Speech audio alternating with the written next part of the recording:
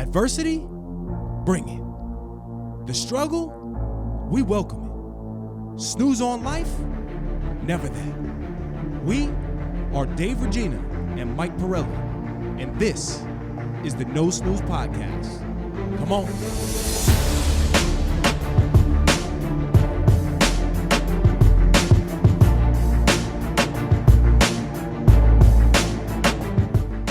Welcome back, No Snooze Podcast, episode 99. One away from the big 100.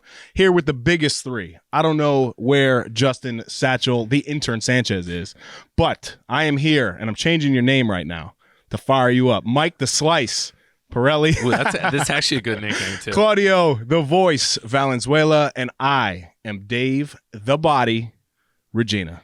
Michael, welcome back, my brother. I have a question. Do you think anyone says that with you, the intro? Like, I watch some YouTube channels, and I always say the intro with the guy if it's repeatable.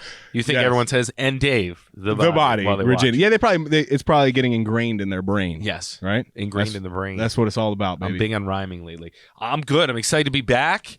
I think I'm at 100% again. So 100% body fat? 100%, yeah. Possibly. Is that possible? No, that's impossible. Wait, is that possible? You should try it. We should do that next challenge. Quadruple. Oh, man. What do you got? What are you beving? What are you sipping on? So I'm sipping on a black grande iced coffee. Okay. One Esplenda. Okay. Like my lady at Starbucks said. Yeah. Do you want an Esplenda? Okay. Clearly not from Lexus anymore. Yeah, what happened to Lexus? Well, Lexus is on my way to work. So Ah. I can't stop at Lexus and then come to the pod. That's crazy. How many times have you been back since we talked about it? Oh, so I hit him at least 3 times a week. Like you say, I hit him. At least 3 times a week.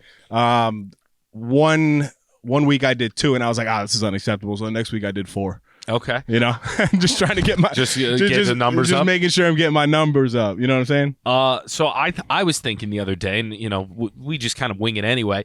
We got to have a little segment about sleep, right? Because we're fathers, we're dealing with no sleep constantly. No snooze, baby. So how's this? Before we get into the pod update, how's the sleep been? How's sleep been? Yeah. So listen, Elusive.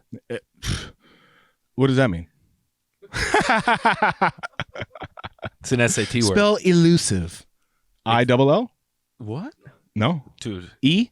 Oh, E-L-U-S-I-V-E. I-double-L. Elusive. Elusive. Like That's Nas. me. All right, got you. No, so sleep has been wild, man. I think it's something that we're just becoming accustomed to. I think as parents, you hear it all the time.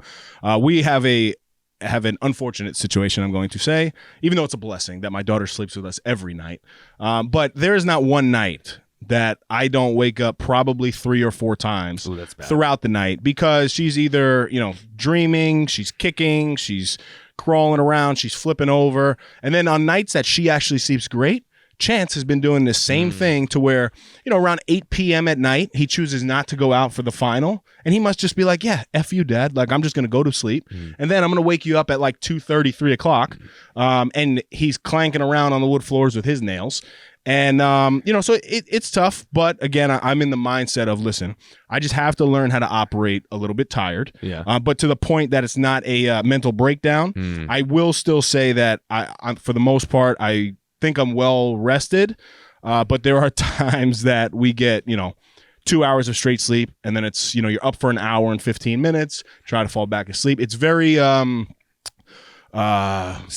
no consistency. Yeah, there's no consistency with the sleep patterns. Yeah, I'd almost rather that Chance went to the bathroom on the floor and didn't. Right? Because I'd much rather deal with it in the morning. No, you know what I mean? This dude pees like me, man. Okay, so they sleep through it. So is she hitting that like sleep regression? Because that's I think what we're in right now. I don't think it's a full blown sleep regression for her because she's sleeping. Oh, she's she's sleeping, waking you up, but she's waking us up because she's flailing, she's all over. So I build a fort because this was not a chosen lifestyle by me. I would have had my daughter in the crib, but at 6 months old, like I've told the story, she was standing up and banging her head against the crib. Spoke to the doctors, and they were like, "Listen, don't put her through that. Yeah. Bring her to the bed." So then we brought her to the bed, and now we're fucked. So we have a little different situation, but I'm finally seeing the other side about, being nervous while they're in their crib. Yeah. We've, first off, shout out to Dana Pirelli. We're doing renovations on the house. We're at the final stages of phase 1. Actual phase 1. Actual phase 1. There's actual phases for that. So I hear you. Okay. Phase 1. So every morning we got to figure out if people are coming, get the dog, drop the dog off at my parents, shout out to my parents, get Livy to daycare, or if Livy's going to the in-laws. It's just absolute chaos in the mornings. And it's like getting into the car is like a win. Like if you get into the car and I'm like, all right, now start the day. But It's such a battle from 5 to 9, whether that's 5 getting up like 2 days ago, day ago, I woke up and Livy was up. And now we're nervous because she, let me backtrack. So we have a new wrinkle. We had the weeks of COVID, which was a nightmare. No, exhausted, lack of sleep, didn't feel good. Livy didn't sleep well. Then I swear to God, we go to sit in bed. Dana had just put Livy down to sleep. And I go to Dana like, I wonder what like normal sleep feels like. Like we haven't had a good night in forever. And then Dana's like, well, at least she's down now. We can kind of relax. Soon as like Dana says that, she starts screaming at the top of her lungs. She gets night terrors. So we don't know if it's a night terror and she's just not awake but standing and screaming, or she actually is just freaking out. So it's kind of a weird like, because you can't see in the monitor. Right. And if you open the door, then you can't backtrack. So it's kind of this weird thing. So we're standing there and, the cried out method we've done before. It's tough now because she says mama like so clear. And she says like, I need you. Like Yes. She'll throw in a dad every once in a while, which I'll feel bad. But mostly mama. So Dana's obviously pregnant and emotional. And like, this is breaking my heart. Like we have to. And I'm like, I'm trying to put my foot down. She's trying to stay strong. Then I'm talking to Dana. I'm looking. And you know how the monitors it like blocks a side? Yes. So they kind of disappear. Yes. Like you could see their back half and you could see they're functioning, but you don't know what the hell they're up to. Right. So I'm like, this little bee, like, what is she doing? And then I'm like, I think she's trying to crawl out. And Dan's like, no, she can't get out. And I'm like, are you sure? And as I said, you're sure. And I started to run around the corner. I heard a big thump. Oh, and I'm like, oh my God. So I turn the light on. She's in the middle of the floor, like probably 3-4 feet away from the crib. Oh. So my girl must have somersaulted, future gymnast, and landed on her face. Oh, bloody lip, crying for like a minute, and then fine. So then we were like, what do we do? Like, she's going to crawl out again, blah, blah, blah. So I spent a bunch of time makeshifting and dropping the thing down, and then we set up outdoor patio cushions so that she has a landing pad in case she does it again. And then we got basically what's equivalent to a baby straitjacket. To a baby straitjacket. Yeah, like her legs are attached and she can't. So last night she got up at 1:30, got in bed with us, and we kept her in bed because we're like, she's freaking out. We don't trust her in the room alone. Yep. So that's a new wrinkle we're trying to figure out. So I got a little taste of the uneasiness when they're in the. It used to be put her in the crib, she's safe. Yep. Now it's like put her in the crib, she's an inmate. She might make a jailbreak in the middle of the night. Like I have this vision of waking up at 5, getting ready to go and work out, which a lot of people don't think I do. Unbelievable workout today. Look good. And looking down on the in the living room, she's just like sitting there watching TV. I'm like, what are you doing? What are you doing? You know?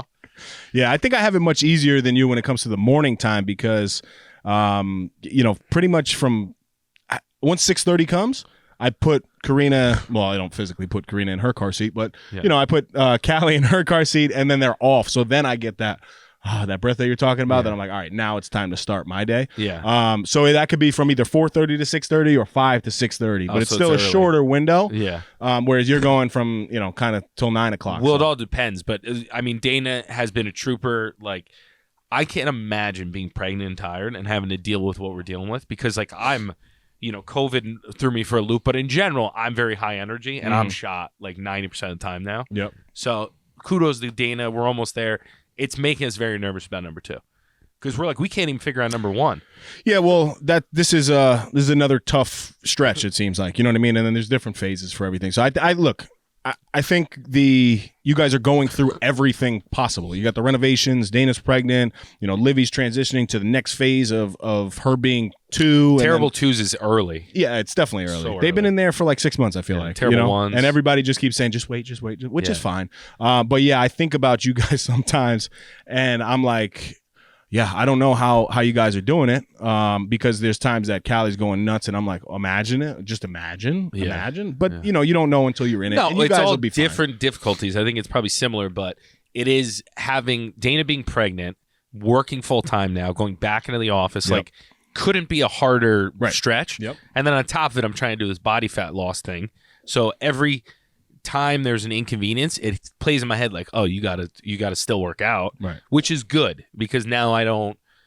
Before I would make the excuse, and now I'm figuring it out, and I'm figuring out a way to do what I need to do. Mhm. But it's just so frustrating to get up at a time and then be like Dana needs her sleep. She's pregnant. Like today, I'll take Livy, and then you're drinking pre-workout with your daughter, Yeah. and you're like, how the hell am I going to work out? And you're like doing jump rope and like, so it's been chaos. This is one of those spans in your life that I'm thinking of. Like we need to persevere and get through, Yes. and not lose our shit. And like in real estate, all I think about constantly is don't go bankrupt. Like that's my motto is like, just don't go bankrupt. So like with us, it's like, don't have a catastrophic, incident. Just survive. Like survive. Survive. We got to get through this month. We'll figure it out next week. We'll worry about the baby when the baby comes. Right now it's surviving the month. Correct. So it's been fun. But I love that mindset. Body fat update. You wanna go I there? think you want to start with the king, Let's go. king of the body fat / loss challenge, Claudio, the new body. Yes. The new and improved, the skinny bee.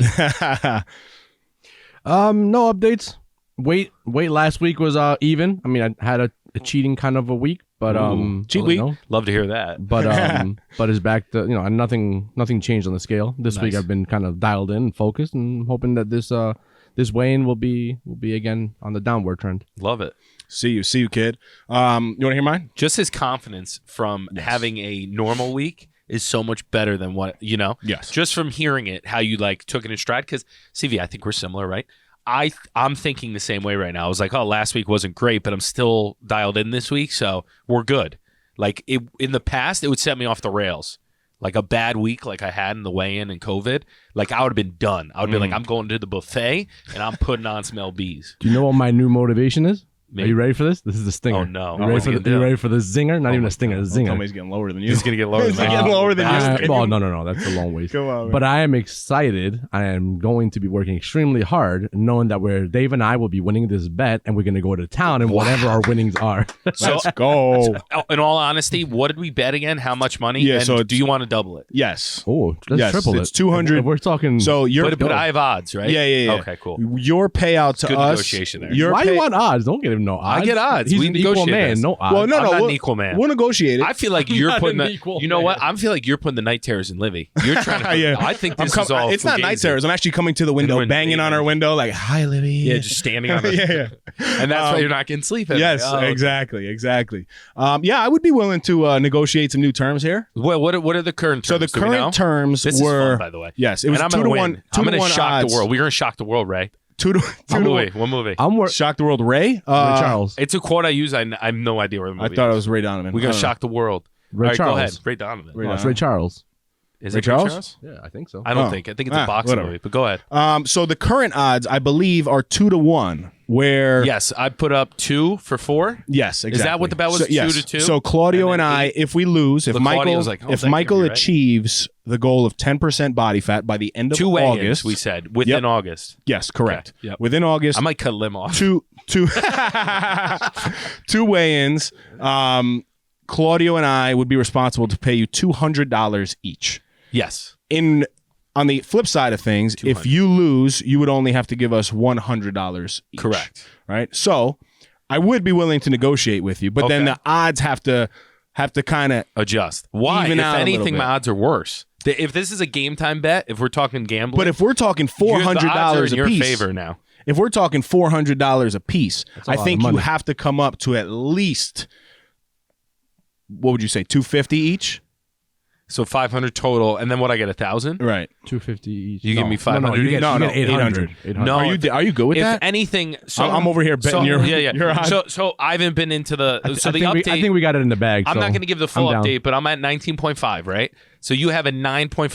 If anything, my odds have gotten worse since we started the But challenge. that's on you. But still, though. I'm not the money's saying still the that's same. not on me, but I'm we saying- can argue that it's hard to make money. Are these you days. willing? Are you But willing I'm to trying, put listen, that out there? Listen, I'm just Yeah, trying. I'm down. I'm You are? trying. Wait, I don't like to. Why would I do that? I'm already. Well, because we're not got gonna. 2 to 1. I'm not gonna go higher than that. It's Okay. a lot of money, bro. I know it is. It's all. It's a lot. Which It's $800. I'm trying to. So when you're All it is look, for you is ever see- busting your ass and working hard. well, it's easier said than done. When you said there's a meme and it's like they had us in the first half and it's basically anything where like it change. You think it's one thing and it's the other. And it's the other.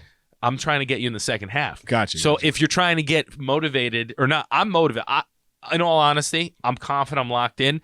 I had probably the worst month you could have in a challenge. And you didn't as go far as extremely off the COVID. walls. Yes. So I'm super optimistic about that. And then once the fucking house is set, that's another thing off the plate. I might be 6%. I might be 3%. So what you're saying is that the odds are in your favor. No, I'm saying That's right what now, that sounds like. if you're looking at the numbers, the odds are worse. But I agree. My confidence has never been higher. That's the most important part here. I'll bank on blind confidence over. So I got you. So I have 2-1 now, right? Mm-hmm. So if we're gonna adjust, we got to adjust the body fat percentage up. If I'm gonna have worse odds. What do you mean up? No. If I have worse odds, one way in a 10. If you want to get 800, My man, do you not realize that we're putting out $400? Yeah, that's a lot of each? money, man. Like, and that's $800. 2-1 though. It's worse odds. All right, so I can stay there. I'm good with that. Yeah, it's fine with me too. All right, so we'll stay for now at. But just know you can present any change, Just any know part of the process. you're soft. Because we know I've gotten to 14 and fell off. So I could get down to 13. They could hit me with a bet, and I might take it. I might have that blind confidence. Yeah, so you could be dropping cheeseburgers in my mailbox, and who knows if I'll be able to prevent it. I'll say once you get to 15, I'll handle your meal prep. So and I'll just salt them up. Salt them up. Get all bloated. I'm like, what? I got this from Stop and Shop. The dude behind the deli counter was big. It's like you in a mask. So basically no renegotiations. Yeah, we're good right now. No, you can renegotiate at any point. It sounded like you came I'm soft, saying it's so we're gonna open. stay Bring at the 200. negotiations. I enjoy this. This is fun. What's fun? So you're just turning down Backing up? $800. You're backing I'm not up. backing up. No. So you just turned down $800. Yes, you did. For Big a time. higher 500. risk of what did I say? Higher risk. 800 It's to the same 500. risk. It's 150. The risk is the same All for right, you. you by know the what? way. I'll take it. You'll take So it? $250 Yes. each for 400 each. for 400. Yeah. Yeah, I'll take that. Yeah. I'm just at this point it's a so in real estate, right? If you're buying a good deal, if the money makes sense and you know you're going to win. The money makes sense. So the money, I'm done. Agreed. Boom. Okay. I gotta write this down so I don't forget. So We'll play it back. Don't worry, you don't have to write it Can down. I tell you the game plan? It's Can I tell- recorded. So here's my update, right? Okay. There's a couple little things in here, but I'm gonna try to stay focused, which is my new trying to be more precise, right? Yep. Want to ramble, but I want to be a little more precise. So 19.5 weigh-in. Mm-hmm. My boy Manny looked like he was gonna cry. I'm sorry, Manny. I let you down. Let him down. But I did preface it to him. I'm like, listen, I had COVID. I literally couldn't eat for like 4 days, and then I just started feeling better. So this weigh-in, anything less than 20, and I'm fired up. I told him, and he's like, you really think you added that much? And I'm like, I think the scale's going to say it because I'm probably dehydrated because I could not. Have you ever gotten sick and you just can't get hydrated? Yes. Why is that I don't know. medicine? That was like COVID too. Yeah. So I could not, and I was drinking. Maybe I wasn't drinking as much as I was because I just didn't feel great. But anyway, I knew I was dehydrated going into it. I'm like, so that water going into the muscle isn't there.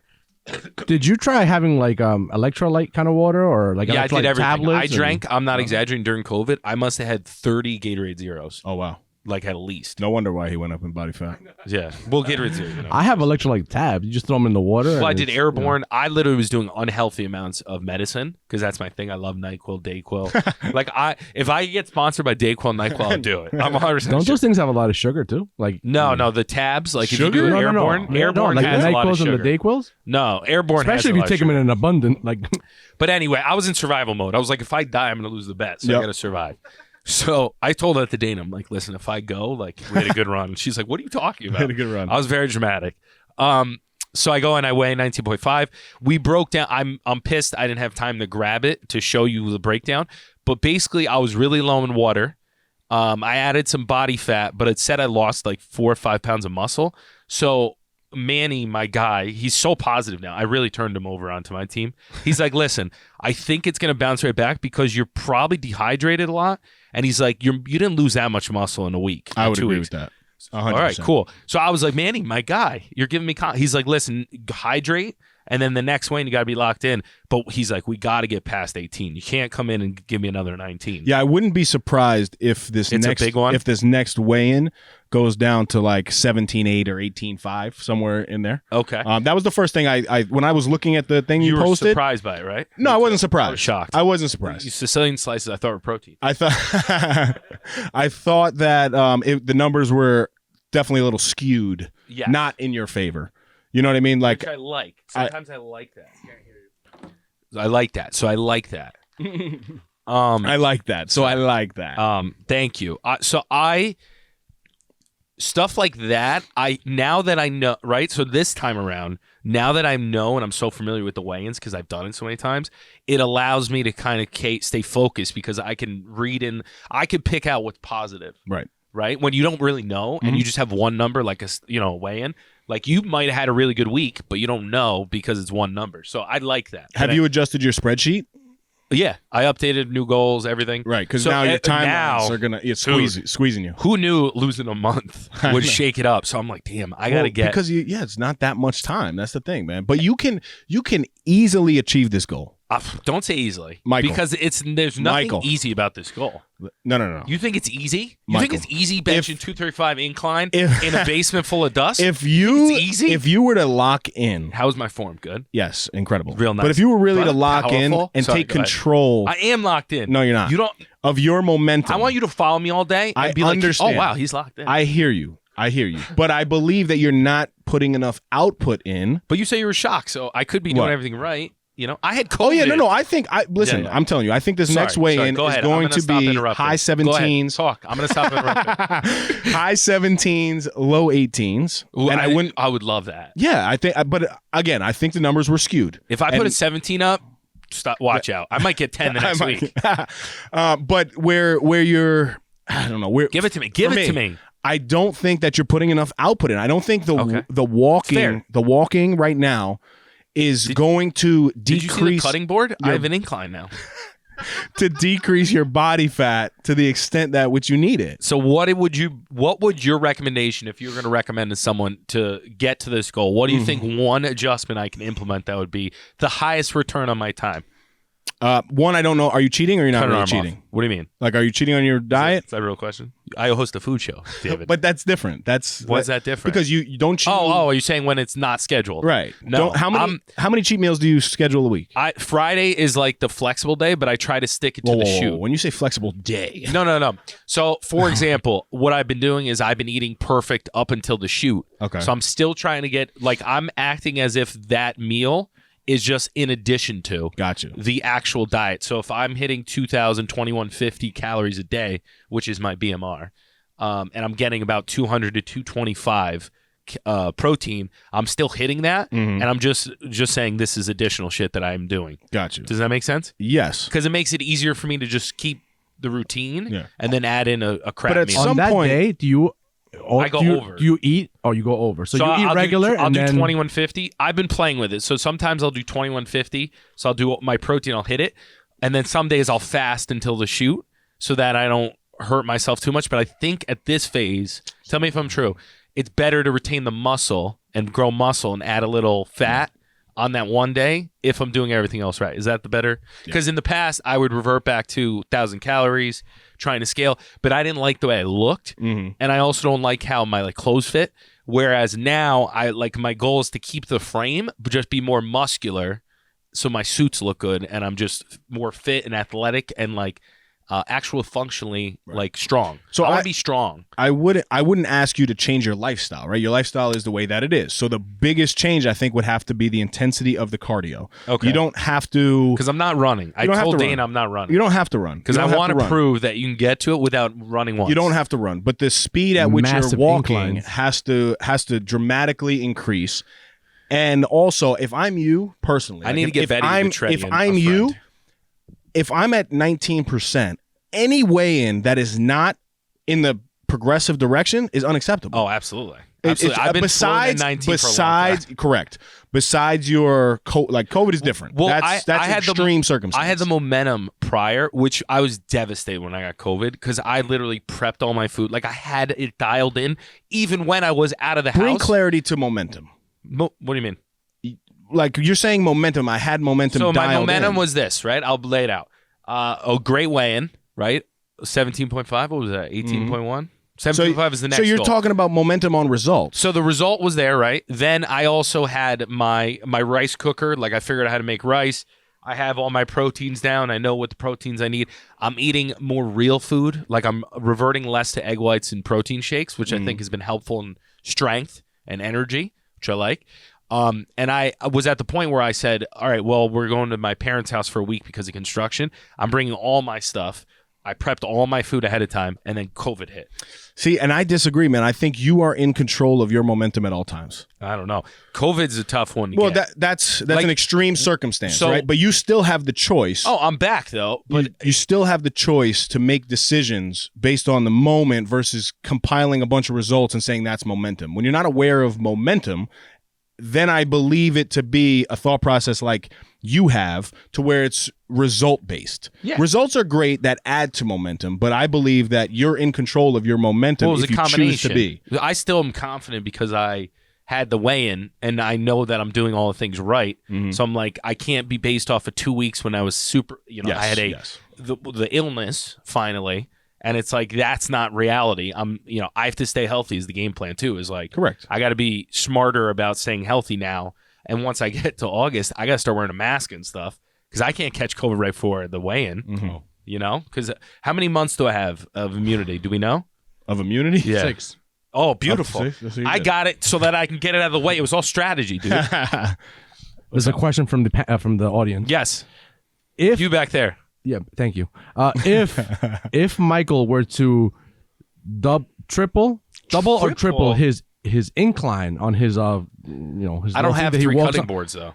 would he be able to burn more fat with the same Yeah. amount of time that he does working out? Or because you said you have one board under? So I have I had a 2x4 and they used it to build something in my house. so you're talking like Selfish. Could he double his? It's probably like his fat 3 burn? inches, 4 inches. That's my question. Or- That's the Yeah. question from the audience. Incline walking is best. incredible, but I think the intensity at which you're walking needs to just dramatically But that's what I'm increase. saying. So if he's, and I'm going to make fake numbers, so I don't know what it is.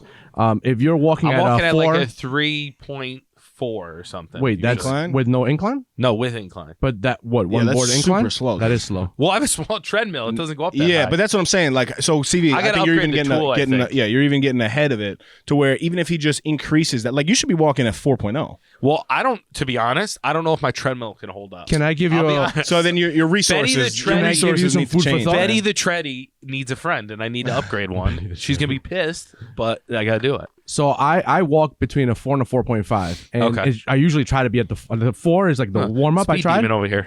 No, and at the just kidding. 4.5, I try to sustain that for at least 20 of the 30 minutes that I'm going. Yeah. like at that pace. Yeah. and then.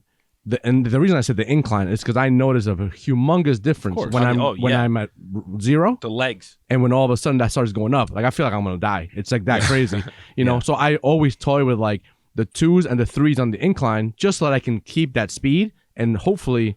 So that's why I was asking. Yes. Yeah, So if he for were sure. to double or triple that incline at that in itself at the same pace, although I thought your pace was a little faster, to be honest. My feet don't fit, and then it stops. Dude, I'd every rather once in a see It must be hard. I I'd mean- rather So see I'm you. not making an excuse. I'm just telling you how it is. My treadmill. No, but you will asked, stop though. Yeah, but I'd if I rather get- That see was you your do- question. Your question is how. No, I know, how I can know. I'm do just that? telling You Yeah. doing squat jumps or jumping jacks for 30 minutes will Better. burn a significant amount more than whatever you do. I have been incorporating the jump rope. Mhm. I actually buried my legs yesterday, and my squat form is getting so much better. I still can't do it flat-footed, but I do it with the Yep, foot up. That's fine. But I've been able to sit in the pocket at the low end with 135, which it's not a lot of weight, Yeah. but the mobility, I feel it. And then today, just by going down lower, it's so more taxing on my legs, where Yes. my legs were giving out yesterday. Gotcha. I 12,000 steps. I'm trying to hit 13 a day.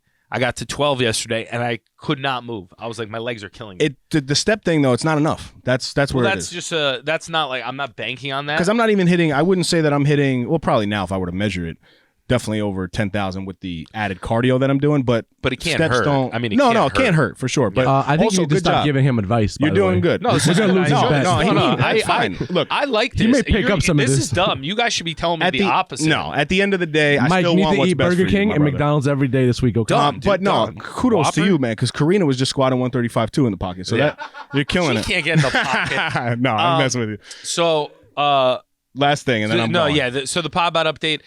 I have to share the funny story, and I'll talk about the story more later. So we had a big shoot with Suit Supply. Yep. And we'll talk about how it's a different caliber of a shoot that I was not used to, that I had to adjust to, and I have to be more professional. So on my real estate shoots, I'm super professional.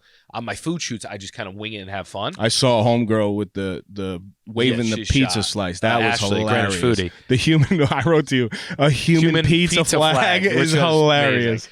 That is the funniest concept I've ever seen in my life. She was literally outside Glenville Screaming. Pizza, screaming, "Come on in, have a slice!" while she's waving a slice of pizza. So remind me to talk about Hilarious. that. So the point being is we got this we'll call it a partnership, but it's not really. We're trying to get our foot in the door. So we shot this episode at Suit Supply of a nice trademark green suit, right?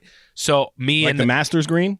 forest green, like a dark green, like a show host Bob Barker-esque. It's beautiful. Yes. So long story short, there's a manager, Brian. Good dude, down to earth. He has the slick back hair, looks good in the suit. And me and him were just BSing together, and he's the one who got my foot in the door, and he knows the brand. So he's cool. He gets the vision. So we were going back and forth, and I'm like, listen, Brian, this body is going to change. So as long as you can contain all these muscles, we might you know how I do. And he starts laughing. He's like, what's your waist? And I was like, I don't know, 32, 34. He's like, stop lying. I'm like, I'm deceptively petite, joking around back and forth. He's like, fuck that. He goes, stop the camera. I'm going to measure you. And I'm like, oh shit. He measures me 38. I was like, there's no way that's correct. 38. There's no way I'm a 38. Holy shit. Well, no, but in front of everyone. Is that pretty good. European sizing? It is European. That's probably it's why. more foreign that place. But I think it's American sizes there. Yeah, it's still American but when sizes. they measure you. But how bad is pretty it good. when you are sure of something? But a 32, and then dude, someone put you on blast. I was a 32 when I was in 8th grade. Well, you're different. You're 9%, Dave. I'm 19%. Stop talking to me like I'm an equal. I have to treat you like an equal to get you like an equal. I know, right? me and Chris Bumstead. So before I go to the next thing, and we'll talk about your body, I love watching the top of the top. Yes. Because it motivates me. I enjoy it. They give you really little tidbits that you're like, all right, I don't need to know it, but it can't hurt. And it just makes me feel like I'm more efficient. Yeah. So one of the tips today from Chris was when you do your fly, don't squeeze all the way to the top. Keep tension, and so you don't have that rest. He's like, you'll exhaust. Do you agree? Yeah. Yeah. When you go here, when you're at the top of a movement, dumbbells are weird. Any top of a movement is your rest. Correct. Yes. Because It's you're just a holding different muscle. That's tension. So no, if you go all the way to here, it's a different target versus if you're here, you're engaging your muscle the whole way. Correct. So their whole thing, because they're the details are important, a quarter of 0.5%, I don't know what that is, could make the difference with Mr. Olympia, right? Yes. But anyway, Chris Bumstead talks about his body. He goes, I am chest and shoulder dominant. And I'm like, sounds like someone I know. And he's like, so the majority of the time I work out my biceps. And what else did he say? And back or something. He's like, because for whatever reason, aesthetically, I'm just so loaded on there that it makes my other parts have to lag behind. And I'm like, I wouldn't say my chest is, well, my shoulders for sure, because that's kind of my presence. My shoulders for my sure. presence, but I'm definitely not my chest. I don't think. I don't know. Let's get it working on it. But when he said that, I started laughing. I'm like, oh, Dave. But I see that's where I'm lacking. If I could I need to do the shoulders. I miss my shoulders. But I need to do the shoulders. So this is my last thing I'll say. The reason we up the bet is because Suit Supply suits are $600, $800. There you go. So Buy now a suit. I'm going to take that when I have these huge shoulders at 10% and buy a brand new suit and walk in and say, thank you for the suit, gents. That's right. That's right. I thought we were going to Benjamin's Steakhouse. I want to attend. I'm not paying. I want to attend that. Yes, 100% the fitting. Absolutely, yeah. And after your 10%, they're gonna be like, "You're a freak." I What kept happened? saying on the shoot, I'm a human mannequin. You don't even have to tailor me. I think they're gonna cut out the majority of what I said. But go ahead. That's Sorry. so funny, David. I Yes. know everyone waits till your part. Subscribe if you like what you're hearing. You are. Is it in the bag? We'll talk about the body updates, but 8% is in the bag. 100%. 100%. Is there in the bag. any little bit No. piece that you're No, because it's one of the goals, right? So yeah, I want to get it now in the next 2 weeks, because now I want to go to Dominican Republic and start to enjoy myself a little bit more. But I've made significant tweaks, that typically I wasn't doing, with the added level of accountability from Ambrose, right? What's the tweak? So yeah, my last weigh-in was a great weigh-in. It was very good to see, because I did have one that I thought was skewed, kind of what you received when I was 11 and a half, right? That was disrespectful. Do you re-weigh in or no? What? Do you just take it as is? I reweighed in a couple times. Oh, on the same Yeah. on the same day. Yeah, Yes, no, I have done it twice. They let me do it. I want. When I was 11.5, it was 11.5, 11.5. Yeah. So I was pissed because I'm like, it's probably legit, but I don't understand. I was looking at my my thing and I'm like, 19.5 twice. I'm like, oh, I weighed in All twice. right, I weighed in twice.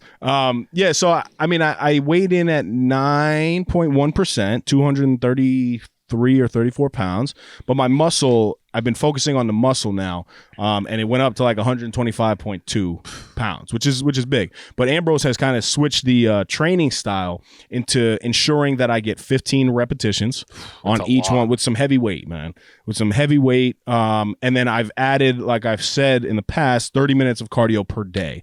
But the 30 minutes of cardio, he demands me to be at 130 to 150 beats per minute on my heart rate.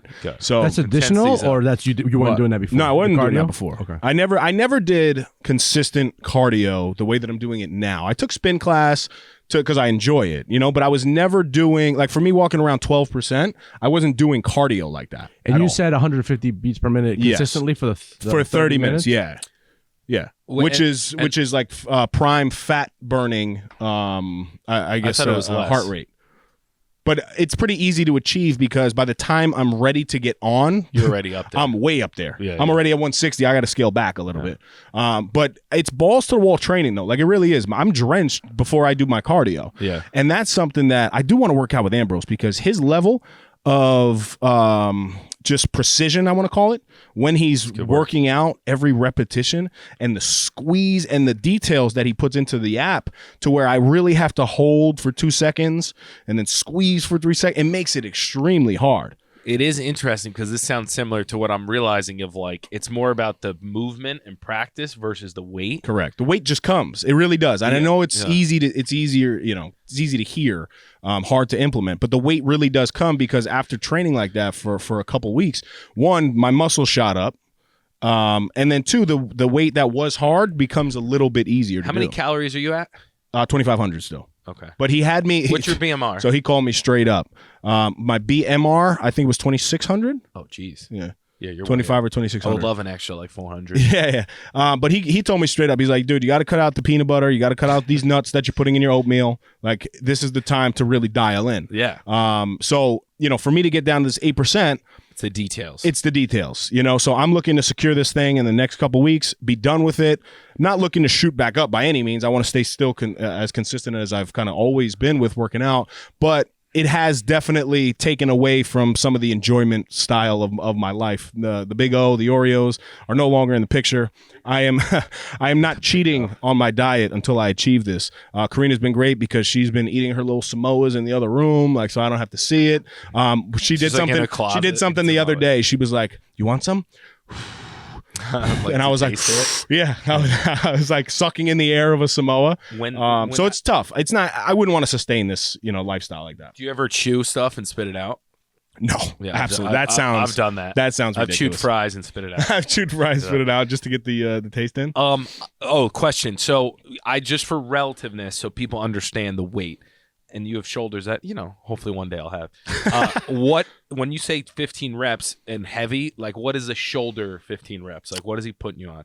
Shoulder, what, Shoulders are dumbbell? tough. So Like I'll press, tell you this. maybe? One thing that he's extremely consistent Dumbbells? on, which is different, is that Arnold press, right? So the Arnold press on a shoulder press, I always do shoulder presses with dumbbells, right? And I love dumbbells because it shows the imbalances that you may have, right? And I like to look in the mirror so I can see the actual movement and see if, your right's a little stronger. So the dumbbells over time allows you to keep your core extremely tight. So it's extra engagement in the core muscles, which is great.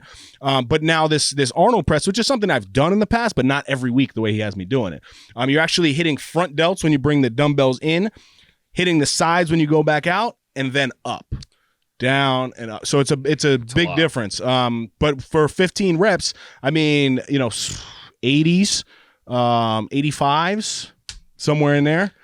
So I've been finding that controlling the dumbbells, like, some days you feel like strong, Yes. like holding the Your weight, hands, and then yeah, some days you feel like the dumbbells Yes. are falling out. Yep.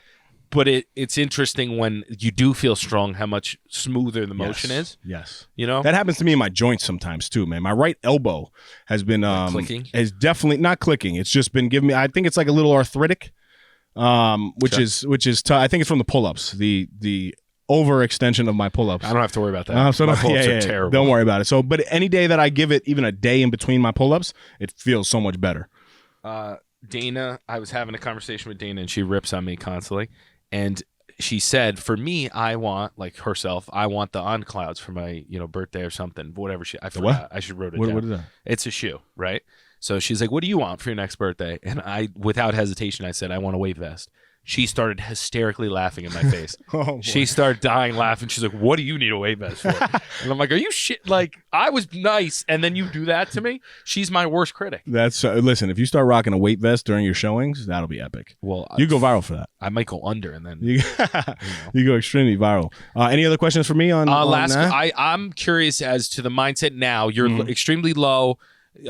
Is there something that, like, is there a visual that you hope to see when you hit the 8? Yes. Like, are you looking? So it's look in the mirror and like, it's finally happening. My abs.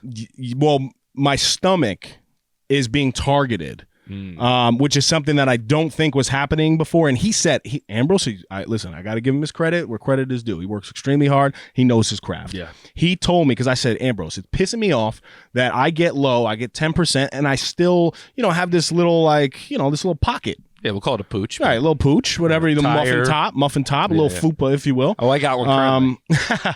So he said, listen, once you get below that 10 number, it's going to happen. It has Stay to. There's consistent. No more fat. So I'll stand up. I'll show. My waist is definitely gone down because these jeans are 36, which is what I measure in. And I'm pretty buckled in here, but I'll show the this camera right here. So this is... Wow. I could go last loop. What belt is that, by the way? That belt's huge. Is that a tactical baby gear belt?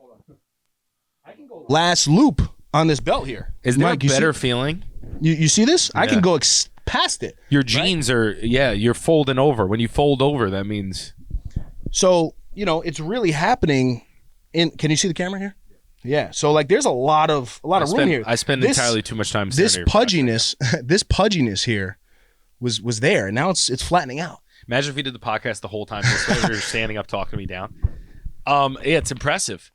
So, but I will say I'm still doing this, and this is again to Ambrose's credit, 2,500 calories a day. I would have never thought that I would have been able to sustain that, and continue to drop the body fat like that. Yes, you know what I'm saying. Yep. I haven't changed my consumption of calories. You increase the output though, so yes, it doesn't correct. matter. So that point right there is what the big mindset shift that I had that I want to do for longevity and consistency in the future and have a life-changing lifestyle change is the increasing the calories and the output because I have more muscle and all that stuff because that is way more sustainable than dropping to 1,000 and being skinny, frail, little bit, and look bad in the suit. Yep. Something that I've always done even beyond Ambrose's program here is I never allow myself, well, I shouldn't say never, because there are times that I'm just lazy and I just do what's on the app, but I always add in either push-ups or crunches in between my sets so I'm not just standing around. And I figure that it just adds to the output, right? And I do that consistently because I'm like, even if I'm in a bad mood, I bang out 15 crunches, I bang out 10 push-ups. I'm never just stagnant. And that's why I sweat. People ask me, why do you sweat so much in the gym? Yeah. And that's really why. Okay. I don't really sweat that much. Sadiq says if you train my other guy, Sadiq, my other coach. Yes. I got coaches, Bumstead and Sadiq. Yeah. He's huge, by the way. He is.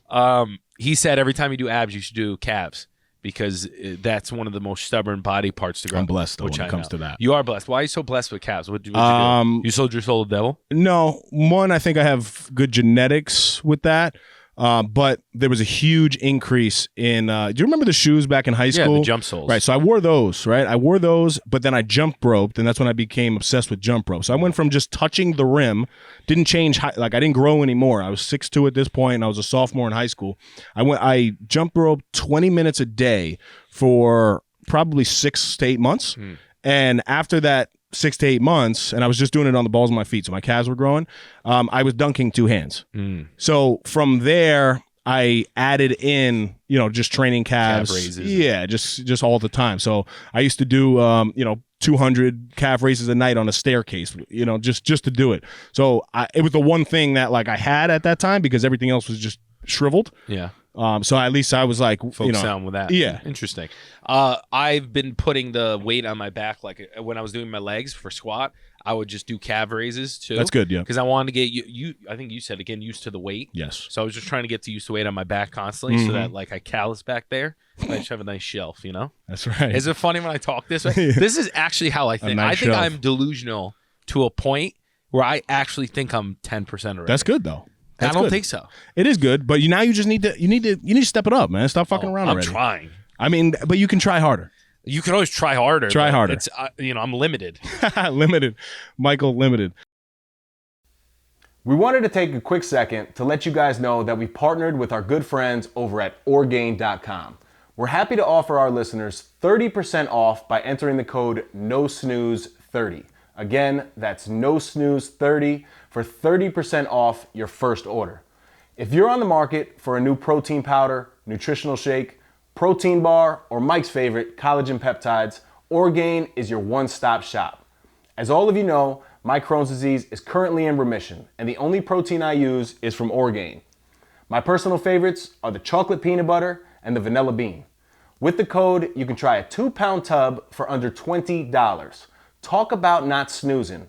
Go get yours today. Now, back to the epi. Let's talk topic today. I think it's a good conversation. I'm freezing, by the way. It must be the lack of body fat. That's right. It's more about pushing past your personal limits. And then what was the other thing that you wanted to basically discuss that went hand in hand with pushing the limits? Like leveling up. Right, leveling You up. know, Right. The different, conversation of leveling up and how leveling up in life has to be a conscious decision, but it's extremely hard to do. Right. So there's this, concept that I think finding your physical and personal limitations on yourself has a lot to do with your mental limitations on yourself. Because believe it or not, I have these mental limitations on myself that I think we've discussed in the past, but to where you have a feeling, and I think everybody goes through this at some point, that, oh yeah, you're not good enough. This might be it. You might be 19% forever. This might be it, right? If I get stuck at 19, because it's just under 20, so people are like, that's pretty good. But it's not very good, Mike. I'm not gonna lie.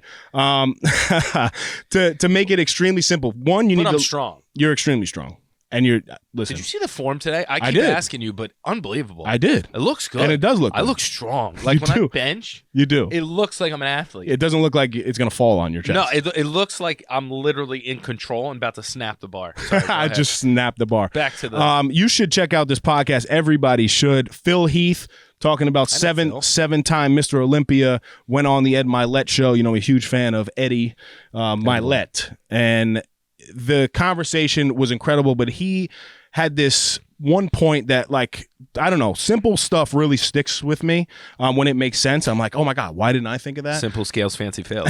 But he was basically like, life is like a video game, right? And you have a choice to, when you die in that video game, right, and you fall off or whatever it is, Mario Kart or anything like that, there's two options that come up. It's either start over or game over.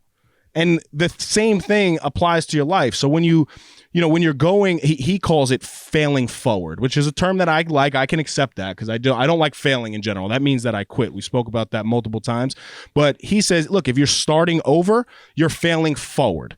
So it was a nice mindset shift, because I do believe that mindset is everything. You determine what quality your mind is in. You have a physical choice and a I guess it's emotional choice, right? To basically say to yourself, you know what? Today is going to be my day. Regardless of what happens, I'm going to make my day.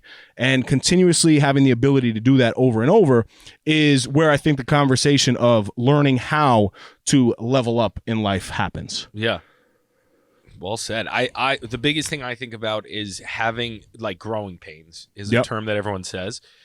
But if you are trying to grow constantly, you're constantly in a state of pain. Yep. And you're constantly in a state of kind of chaos isn't the right word, but change. Mm-hmm. There's things that got you to a point we talk about all the time that won't get you to the next one.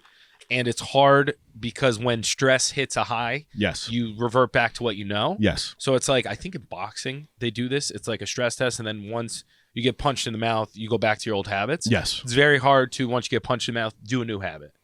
Yes. Like drinking egg whites was my trick. and it's very hard for me, or 1,000 calories, because I know it works. But that's not going to get me to 10. It might get me to 14, might get me to 15. It's not getting me to 10. So now I have to adjust and say, all right, that didn't work.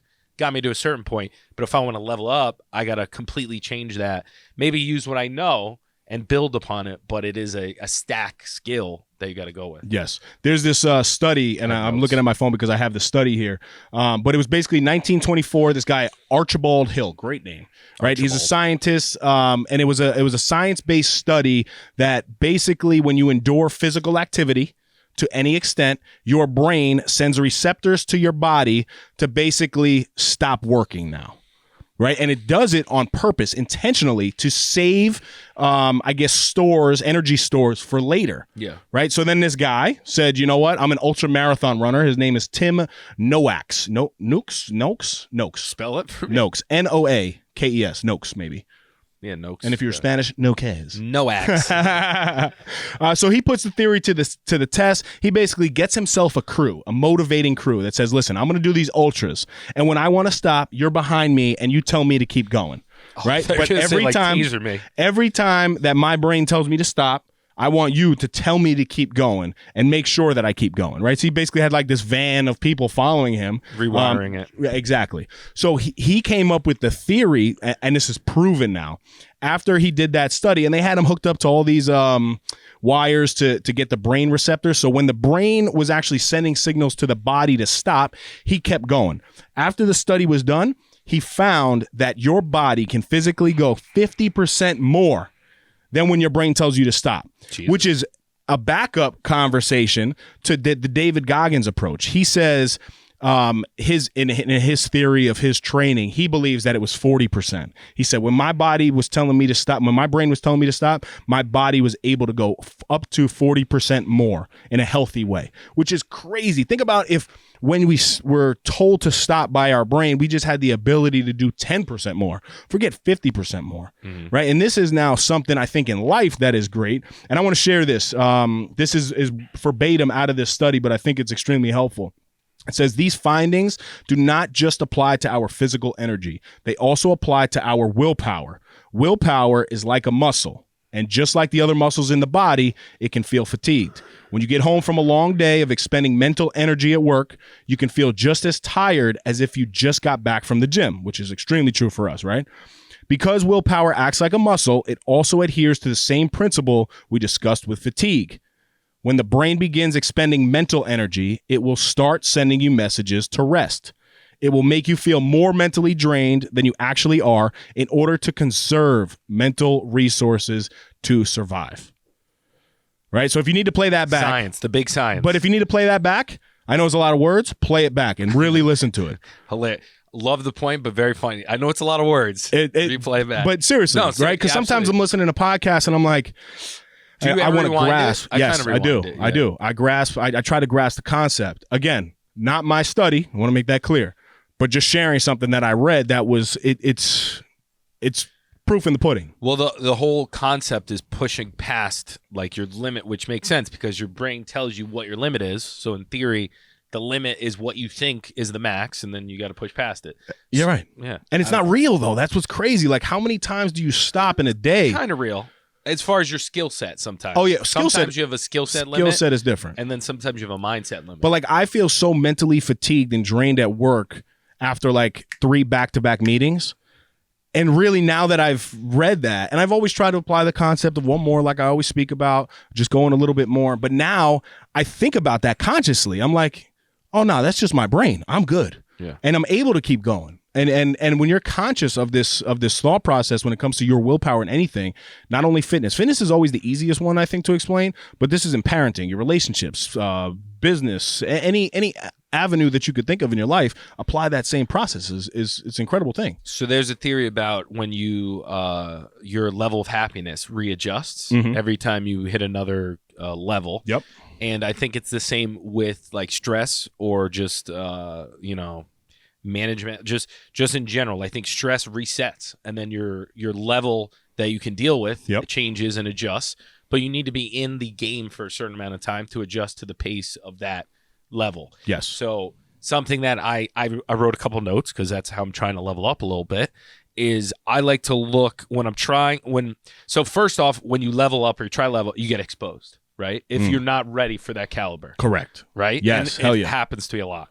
So I've been exposed many a time in a bunch of different worlds, whether it be a father and not prepared to be a parent yet, not having my meal prep or like not being able to wake up on time, sleeping through your alarm, like all that points to there's a deficiency on what you're doing.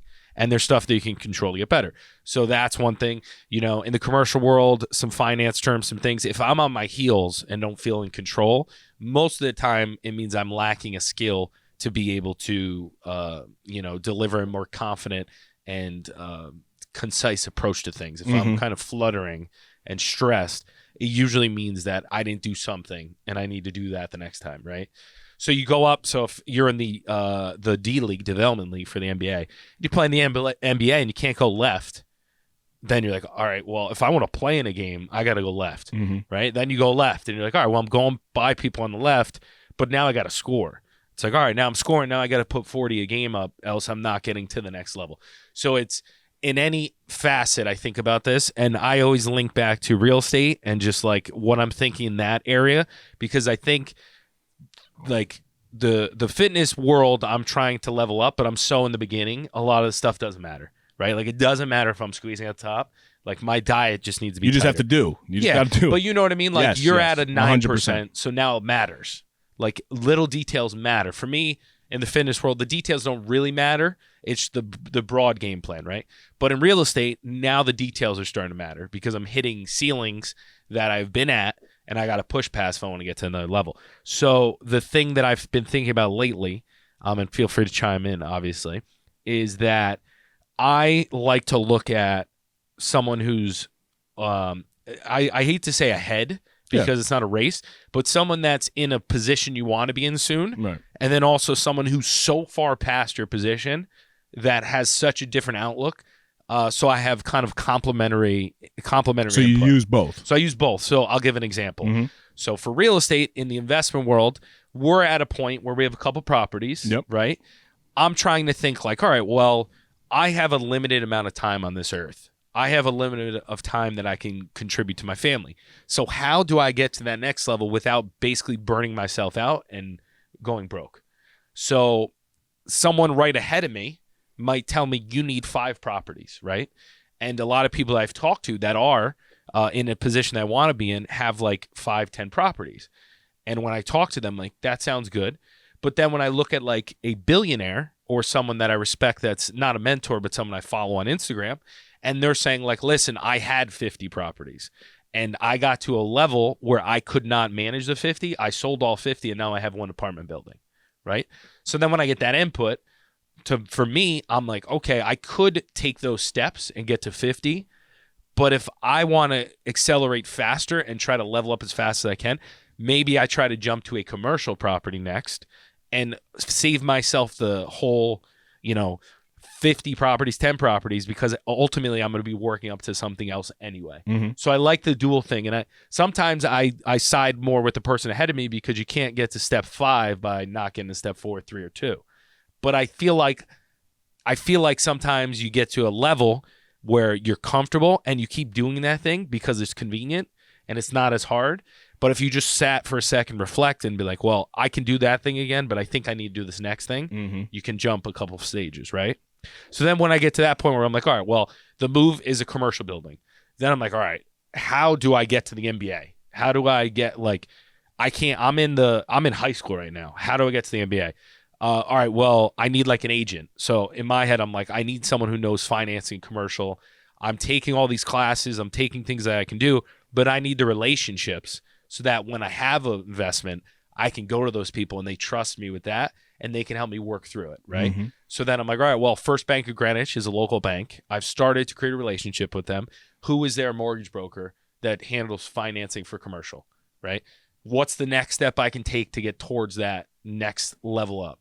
So now I'm at a point where I'm taking that first action, and I don't know what the next one is, but I know the game plan is to get to this goal of buying a commercial property, and there's no timeline, which, in a perfect world, I would love to do something before the end of the year. Realistically, probably not going to happen, But just by getting to that next step, it makes me feel like I'm progressing towards that big goal, and it makes me feel like my mindset is past what I was previously thinking, because in the past I've been thinking like just keep getting residential houses because that's what you know. But now I'm thinking like, well, I have the residential chops. A commercial property is just technically more than 5 units in residential. So I thought it was 4. So 4 plus. 4 plus, gotcha. So yeah, it could be 4. But the thought was, this is the big difference that clicks. Someone said it real simple. They said the magic of the commercial real estate game is that if you find the right deal, the bank finances it against the deal, not against you. So you are your only limitation. This is a literal example where if I want a commercial residential property, I'm the limit. My income's the limit. If I get a commercial property, the property's the limit. My deposit's my limit. Gotcha. Which is a lot more. Big change. I have way more cushion to do that. And you could potentially get a much bigger property and accelerate faster. So that's like an example of where I've been trying to not just say, okay, I've been good at this. How can I be great? How can I scale up where I'm in the conversation of some big heavy hitters? But it's a lot of growing from A to B. Right. Yeah. No. Was that a good example? Absolutely. I love examples like that.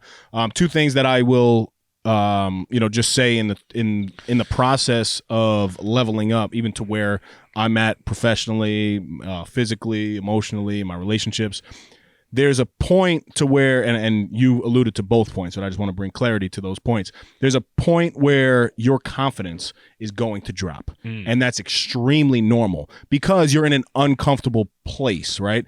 And a lot of people, I believe, even myself, when your confidence drops, I'm a very confident guy, but when my confidence drops, I almost feel crippled. But knowing that's just part of the process, as long as I continue on with my action, my confidence will then begin to rise. So that's the first thing. And then the second thing is exactly what you just said, but I just want to simplify it. What got you here won't get you there. So the same things that you've been doing to get where you're at now will not get you to that next level. You might take bits and pieces of it, but it was a realization for me as I'm, in this next journey. I have 3 examples that I can kind of bring right off the top. One is, at work, I've been very open about wanting to progress in public speaking, right? That's been a huge thing for me. The second one is an example of me being a dad. And then the third one could be the No Snooze podcast. So depending on where you want me to go, I'll speak on whichever one. What do you feel most passionate about? Well, it's not there. Well, they're my 3. Give me examples. So that's the top 3. But the first one is in public speaking, right? We'll talk about public speaking because that's, I think, relatable to a lot of people, even if it's on a small scale in terms of running meetings or whatever it is, right? You get to a level to where multitasking is almost unacceptable because you can't progress the same speed in 2 different lanes, right, at the same time. So for me, I want to develop my servant leadership skills. Servant leadership is a nice fancy term for basically saying that I want to lead my people in the right direction. It's a big personal thing for me, is I like to inspire people. I like to encourage people that are on my team, right? So that's one lane. The next lane will be the public speaking. I know my realization is that I can't progressively level up to the extreme at the same time. So I have to set a focus, right? So my first point would be set a focal point. My main focal point would be the public speaking, right? The next thing is being able to really identify the resources that are available to me.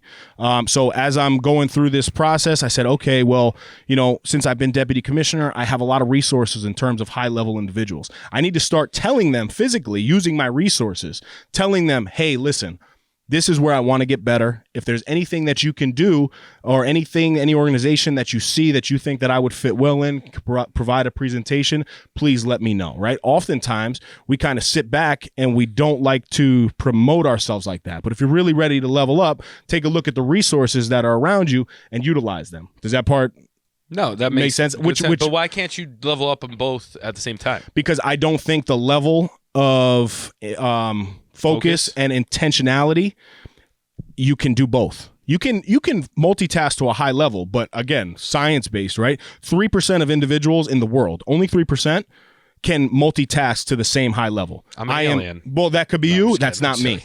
Right? Like my focus gets derailed when I'm in the middle of something and I have to go. I'll get it done, but I can't do it to the same level. Yeah. Go ahead. No, I was just gonna, because something I think about is like, if you are a better public speaker, aren't you a better leader? Technically? Yeah, the two can complement, but I'm talking about like pushing one pillar up and then exactly, the other. exactly. The next thing is these are all things that we talk about consistently, but when it comes to the process, the next point would be simplifying your system, right? So I literally mapped out, I have a goal of how many public presentations I want to make. I've shared that on the podcast, and it's pretty much one large one per quarter. So I've simplified my system to say, okay, within a quarter, right, you have basically 3 months. So that's 12 weeks. So every week I have to reach out to 2 different organizations, right? And I've been doing this and letting them know, hey, listen, these are some of the things I would like to talk about. There's some value that I could bring to you. And I hope that every week I can rely on my process to basically culminate over time to where now I have over the course of the first quarter, that would be my math is terrible. But every week, 12 times 2 is what? 24. So 24 opportunities to land one. That's putting myself in a good process, but I've simplified it to say, listen, it doesn't matter how I'm feeling. It doesn't matter what's going on in my life. Every week I have to reach out to 2 organizations, right? So find something in your lane that you can really simplify your system and obviously stick to it. The next thing is focusing on the compound effect. By quarter 2, I've reached 48 potential opportunities. You're telling me through that compound effect, if I was consistent, I can't land 2 out of 48? That's atrocious. Dave Regina should stop public speaking if I can't land 2, right? It's possible, though. Well, it is. But sure enough, for me, in the first 6 weeks, I was able to land 3. Yeah. Right? So it's still not a great number when it comes to it, but it's a lot. Well, yeah, I mean, it's okay, but it could be better. But again, I'm leaning on the compound effect of the actual system. Mm-hmm. And then the final thing is evaluating and improving. When you want to level up, too often what we do is we evaluate too soon. Right, I think you've done this, and you've do it all the time. Well, when it comes to your body approach, everything. your approach there, I don't think you give it enough time to really work a system before you evaluate it and then try to improve it. We get sidetracked off of maybe one negative result, and it's like, boom, how can I switch my system? How can I switch to the next phase? How can I do this? And it's a very normal thing, but having this self-discipline and being able to critique yourself to say, you know what, I'm locked in for 30 days. I'm locked in for 60 days before I evaluate.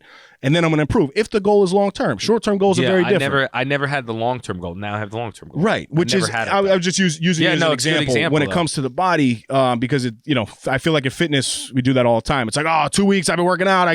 Feels like a long time because you put a lot of work in 2 weeks, but it was 2 weeks. Yeah, I always just had like a quick fix mindset when it came with health. Yep. Because it was never priority. But then I realized a bottleneck to get to the next level in real estate and just life is like health. Like I'm realizing that's a huge bottleneck for me, is that, to keep the energy high, your systems for eating, that was a huge waste of time in the past. Yeah, but it's a learning process, so it's not a waste of time. And also, I'm saying I was wasting so much time in that lane that it was taken away from family time, real estate, all that, because I didn't know what the F I was doing. Right. You know what I mean? Yeah, and that process right there, I can give you another one very quickly on being a dad, right? There's times that I get home and I'm just like so shot, and Karina was putting the baby to sleep for, pretty much the first year of her life, to the point that if Karina wasn't around, the baby was crying. Right. So I was like, I don't really like that. Like if I try to put her to bed, she's going to cry. So I'm like, I need to get better. Right. So the first thing I did was I identified the focus. Okay. My focal point is I need to be present for my daughter at night. Instead of being on Instagram, setting up a clip for the next day, I need to wait until she takes a bath, and then I need to jump in and take action to be involved. Right. Then it was my resources, looking at what's around me. Okay, we have we're in a perfect situation, just like yourself. Well, besides the renovations, you have everything available to you, right? You got a great place for your child. Like your resources right now are extremely. We're already ahead of the game, because look at what's going on in like Ukraine and Russia, right? Like we're just blessed, man. Our resources are just far above and beyond everybody else in the world. So I look at that and I'm like, I'm complaining, and really, like, I have everything that I need. So really all I need in terms of my resource is the support of my wife if I need her, but it's my presence, me being actively engaged in it, right? So I simplified the system. Now I said, okay, right after her bath, I'm going to lay down with her. That was my simplifying. It doesn't matter what I have to do. If I want to put her to bed and I want to get better at this, and I don't want her to cry when Karina's not there, I need to be around. So I simplified it, and I said, after the bath and she lays down, I'm in there. That was the simple step. Can't get any simpler than that, right?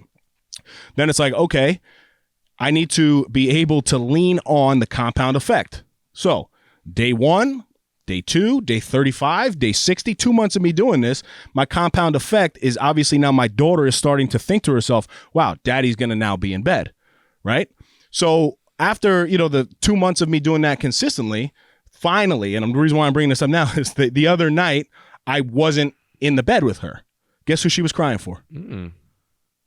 Seems like now you have another commitment. Right. No, well, which is, so now, so yes, there was a personal thing, but I really genuinely loved, and this forced me, and Callie has made me do this. And I used to do this. I would hold her in my arm, and I'd be, doing the scroll. I said, you know what? I got to be disciplined enough to put my phone down, man. Like, really, this is the problem right here. Yeah. Like, we're look, even now, right? I got my notes here. You got your notes here, but it's like we can't live without this thing. I used all my notes right. And I said, damn, man, these 2 years flew freaking by. Yeah. Am I just going to allow these moments to just continue to fly by me? So now it's to the point when I pick up my phone, she says, Daddy, phone down.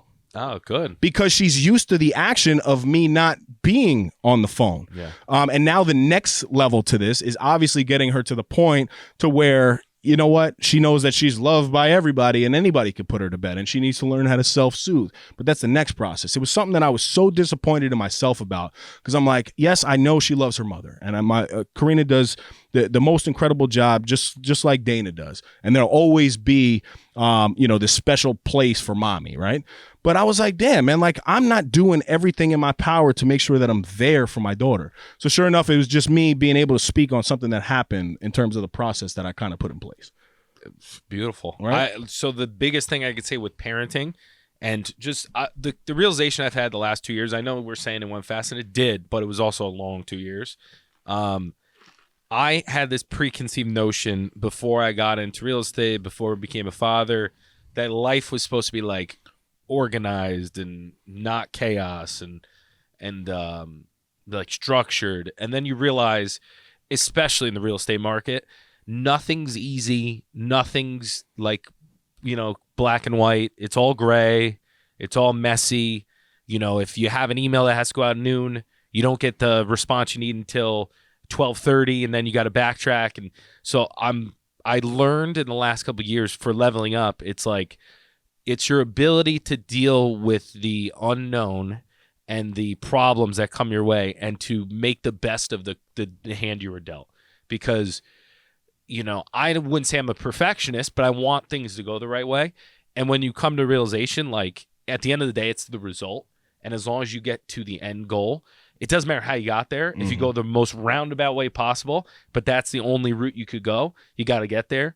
So it's just something I think about daily, where, we try all these things with Livy and she's still not sleeping. And you can get really down on yourself and be like, well, yes, there's things that I can try, but all you can do is try. And if it's not working, just keep trying. That's the only thing you can do. Because sometimes it's just something you don't know about. It's sleep regression. It's something that's out of your control. But all you can control is just try and be positive. That's the only two things you can do. Yep. Is your attitude and your effort. That's the only things. And that makes everything light, because then you don't get too bogged down in like results. Right. Yes, results are important, but at the end of the day, you only can control a couple factors. Right. And life's tough. It is extremely tough. To that parenting point, I think energy plays a huge piece in it. Right. I see it now, and it's something that I'm trying to be so conscious of, that the energy that Karina and I put out is the energy that Callie's going to grasp. So if she's crying, right, and there's been so many times that she's crying at 1:30 in the morning, 2:30 in the morning, you're like, what the fuck? I want to go to sleep. But there's been times that, yes, I've smacked her leg. I told her, be quiet. And there's been times that Karina's done the same thing. What does that do? That just makes her cry more. Yeah. Right. So it's being able to compartmentalize in the moment and being like, damn, like the energy I'm putting out is shit. Then I'm obviously going to get shit back. So it's trying to soothe her and trying to like, it's not a false positivity, but at the end of the day, it's my daughter, right? The ultimate goal is to get her to calm down, to relax. So if I'm trying to get her to relax in this crazy, angered, frustrated manner, it's never going to work. Yeah. Right. So it's being conscious of your own energy. And how many times have we seen, even when in your friend group, when somebody walks in a room and somebody comes in and they have this crazy negative aura about them, you can see right away, and it reflects on everybody else. Yeah. Today I walked in here, right? I was pissed off. I don't know if you could tell. That was good energy. What? I thought you looked good. No, well, listen, looking good is not my problem, but we got a major lawsuit going on, right? Yeah. So like, of course, and Can I'm you speak on that? What? No, there's just a lawsuit. There's multiple lawsuits that are going on in where we're at, but Don't put me into this. one of them that has to do directly with me, right? And not a lawsuit against me by any means. So I don't want to misconstrue it, but don't say but that. my statement matters here. My the facts that I can present in this case definitely matter on behalf of the municipality, right? It's another so one thing I'm conscious of when I'm coming to record, it's like, don't pick up your phone. Don't do it because I drive here. It's a 40-minute commute here, and I try to get locked in, right? I try to like replay my notes. I ask God for some guidance and wisdom to let me come speak some energy through this microphone into the people. Hopefully you're still listening by now. If like, not, subscribe. NoSnoozeShop.com. So I'm very intentional about that. And then sure enough, I saw this number and I was like, don't do it. And I did it. And I picked up the damn phone, and it was like right off the bat, hey, I need the date of, the occurrence. I need some I'm like, listen, I'm stepping into, another world right now. Like I'll get back to you in a couple hours. And I was upset about it, man. And I was like, you know what? I can't walk in and exude that energy on you guys, because then it's gonna like it's just gonna it's gonna rub off. So I'm trying to be intentional about it, even though I'm making mistakes all the time with it. So just a tactic that I will reiterate. I love the point is that I would say a trick is to look so far ahead that people are giving you a different perspective that you're not even thinking about. So with like parenting, every time someone has like 4 or 5 kids, I ask them, I'm like, well, how do you do it? Because just with one, I'm trying to figure out getting ready for 2, right? But I'm like, someone with 5 has got some type of tricks that can help me out. You know what I mean? A lot of the time they're like, you just got to go with the flow and every day's a battle, but you just take it day by day. So a lot of stuff people say is helpful. The biggest one that I enjoy is like looking at billionaires and looking at people that are living such a different life.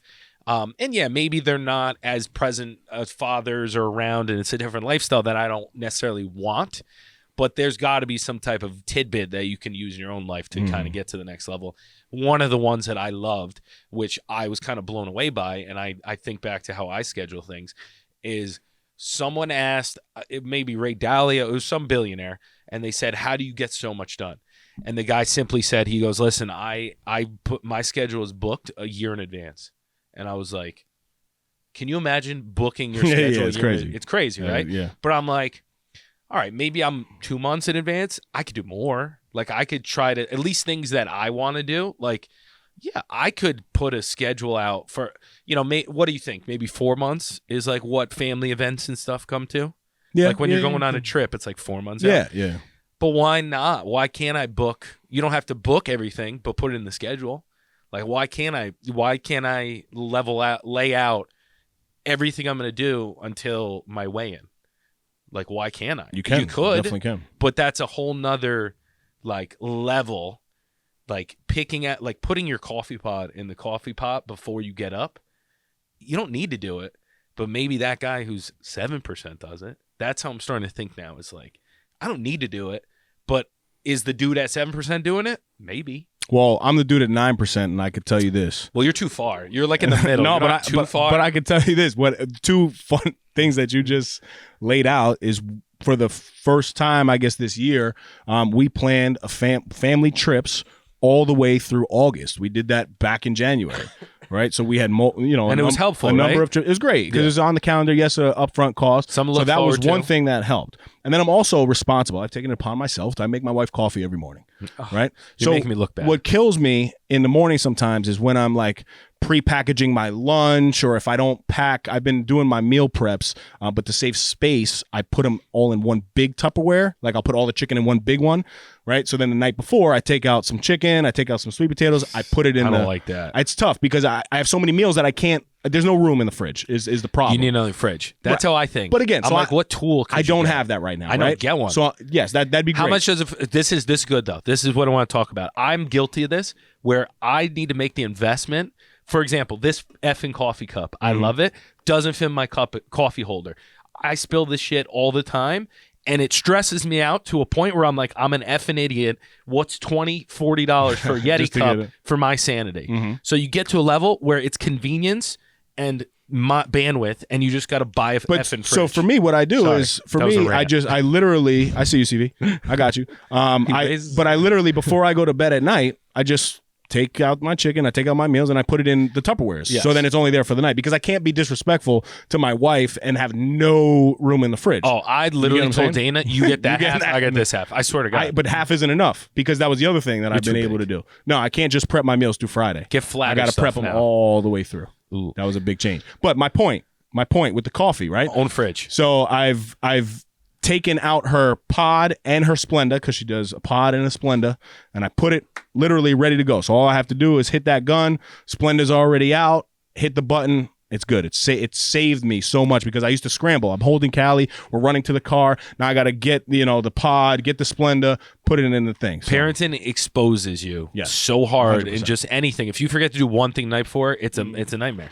My man's like a fifth grader over here. I love excited. It. I got two simple solutions for you two gentlemen. Yes. David, for you, this is the easiest one of all. Mm-hmm. By the end of August, you will be able to get a fridge, because somebody's going to be that. He's going to pay my down payment, right? That's number one. Number two, Mike Pirelli, look at my car. There's a simple solution for about $10, I think it is, and you can put your Yeti cup into this thing. Oh, it's like an attachment? It's bigger. An extender? Yeah, you put it into the cup holder, and it makes it bigger, so you can put the Yeti stuff kind of in there. That's fire. It's about $10 to $15 or whatever. Yeah. But Dave, Claudio, you the will solution. You will have your refrigerator by the end of August. I'll give you a fridge if you want. Full size. Oh, it's done already. Don't worry. What was I gonna say? Oh, so the what I think about is the wasted time where I'm scrambling or forget things. So what I'm realizing is that because I'm trying to do all this other stuff and I have a lot on the plate, why stress myself out with like bringing stuff to and fro? I have a fridge at my office. I can afford to get protein. If I'm going to consume all the protein anyway, just get two tubs of it. One in the office, one at the house. Mm-hmm. So you can't forget it. Right. Like are you not doing this? No. You are doing this? Well, like bringing things back and forth, right? If I know what I'm eating, it's all about organization. Because if I know what I'm eating during the week, I can just leave it in my office fridge. Correct. So when do you do that? Yes, or I do. You do daily? You bring it with you? No, I bring it because there's certain things like here, right? I don't stop at the office first, so I have it here, like ready to go. So like, but if yes, I have meals in my fridge at all times. Could you theoretically have like your week's meal preps in your fridge at work? Office fridge. No, but the point is like, I keep multiple. Like the value of keeping your brain clean and not stressing about stupid stuff is so important, because there are so many things that are worth stressing about. That if you use all your energy worrying about stupid stuff. I agree with you 100%. But I am maybe the worst person in the world about the stupid stuff. But why? When do you execute? Losing a fire, I keep adjusting. I'm learning as I go. Like losing the fireplace clicker. I was looking for an hour and a half, couldn't find it. I'm like, I just text the fireplace guy, tell him to give me 2 clickers. I have 1 backup, 1 regular. But it's stuff that you don't even think about, because who would think that way? Mm-hmm. Until you change the way you think and you start being proactive. I'm learning all this as I go. I think we all are. I've been, but it's executing it. No, and reiterating. But there's only so much you can execute. You can't do 25 things in one day. You got to chip away at it. No, that's my point. Can only do 24. That's the max. Like the meal prep stuff. I'm realizing I would like this certain container, and all the other containers stress me out because I can't find the effing lid and they don't stack right. So I'm like, then why do I deal with it? Throw that out and just buy the right containers. For $8.99 at Sam's Club, at BJ's, you can get just the beautiful ones. They got 2 pockets. It's perfect. But the sauce containers, the circular ones, are the perfect size. 50 grams of chicken, not 50 grams, 50 grams, protein of chicken, 50 grams of ground meat, shrimp. Like, it all fits, and it's a good size. It's not too big. Yep. You can stack them. I line them up like a grocery store in my fridge. So my point is, there's no excuse for you to be at 19% anymore. But don't come back at 19%. I'm just saying that you gotta. Sometimes you're putting the puzzle pieces together, and there's 4 or 5 pieces that you're making unbelievable progress, but you can't see it yet. Because those 4 or 5 are still missing. And then when those click in, it's a full picture. Then you go from 19 to 10. 19 to 10. Yes. No, I literally agree with everything you said. But it's hard because all of that is effort and all of that is bandwidth. And time. Yeah. But once you get into that routine, you can add things, but you gotta, it's so hard to be, who gives a F if the coffee pod's in ahead of time, right? Like, it's not going to be the end of the world, but it does save a little bit of time. Yes, it does. And the time adds up. Yes, it does. That's what I struggle with that. Yep. And then even with the meal prep, it's non-negotiable, right? You can struggle around and you can figure out the meal prep the morning of, or you could just take the time on a Sunday. It's going to take you 2 hours. This past Sunday, we had a whole bunch of events. I was like, you know what? I just have to. If this is what I want, if you don't want it, cool. But this is what I want, so I need to just get up earlier. I need to go to the gym earlier. I need to food shop for the family earlier. I need to meal prep earlier. Right? You always have an option. It's always going to take you time. You just have to figure out what's important to you. And we talk about task oriented. So something that I had to shift was like, if I didn't get my workout in the morning, I just was like, all right, I'll get it tomorrow. Now I'm like, all right, well, I have this other window that I know I'll be able to do, so I'll just push it back. So it's more of like the task. Yep. Like, I know I got to knock out this stuff, and maybe I run out of time, but if I have plan B, plan C, whatever, I can adjust. I did that the other day with squats, and it was amazing. I felt great, great workout. I was like, I would have just not done it. And the thighs look right. There's no definition. I'm a thesaurus. No definition. Just blob. I feel it. I feel the muscle want to poke out. Yeah. I feel it. It's coming. It's coming, baby. No, good app. This is. I think if you haven't listened to the past, it was episode 98. Thinking differently. This is a nice progression to that. So. If you don't have anything else, this will bring us to my favorite section, Dave's Dime of the Week. Dimes. This is actually a new one as the dimes drop. I might have a double dime, right? So this might be double dime of the week. What would that be? You want to take it? 20 cents? Well, oh, yeah, no, wait. Instead of 50 cents?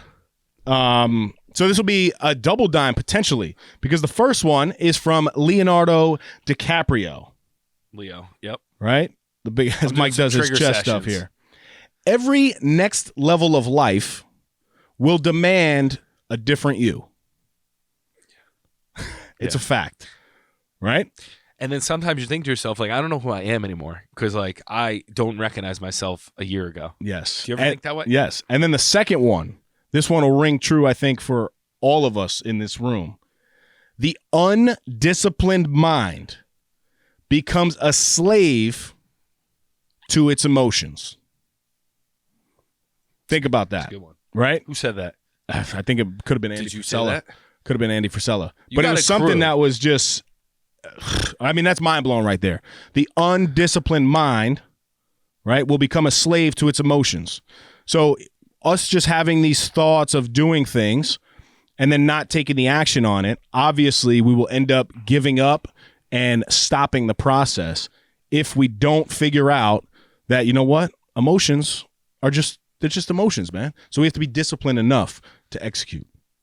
Right? Nailed it. I don't even cook chicken anymore. That's how disciplined. That's how I literally disciplined. just chop it up and throw it in rice cold. Listen, we're coming up on 100. We got to do a little celebration. 100 is big because with 100, I've always had in my own personal mind that when we hit 100, between 100 and 150, I have a plan that I'm going to implement in terms of reaching out to a certain level of guests. Okay. Very similar to my plan when it came to public speaking. Just to give you a little winky wink. So, you know, we will be taking it to the next level, but there comes a point in time to where, you know what, you have to at least establish yourself and find some credibility. And I think with the No Snooze podcast, with, you know, our loyal listeners and the fan base, if you will, right? Everybody's a fan. Very crucial to me, by the way, the fan base. Very critical. Crucial and critical. Crucial? What do you mean Yeah, crucial? Crucial, very important to me. Crucial. Yeah, oh, they, yes. they, oh, okay. they I'd have cleaned Betty the Treddy. Yes, you because saw someone that. was chirping me. You saw that. There's a couple of them in the DM. Does but anyone yeah, chirp you like that, or are they afraid of you? I don't know. I got to put fear in our fans. But yeah, man, this is an exciting one coming up. We'll be at a hundo, and then after that, I think we celebrate a little bit. I would love to. Between the three of on us. camera, I'd bring some food and stuff, but I'm on a diet. That's right. Anything else? No, I just was doing some trigger sessions. I see don't you. know if I see you, saw. Triggy. That's what I call you, Triggy. I feel like there's so much more muscle under here. Listen, you know? if you're on YouTube, you can see the dad hat, the ultimate dad hat. NoSnoozeShop.com. That's right. I got to get my gear. I haven't got my gear. My problem is I talk, and I got so many things I got to do, but I can't get it all done. Listen, stop talking. But until next time, stop snoozing. Get up and get after If it. you come back at 19%, it's unacceptable. Dude, what do we think, 18? I'm excited to win some more money. That's another Effie in the books.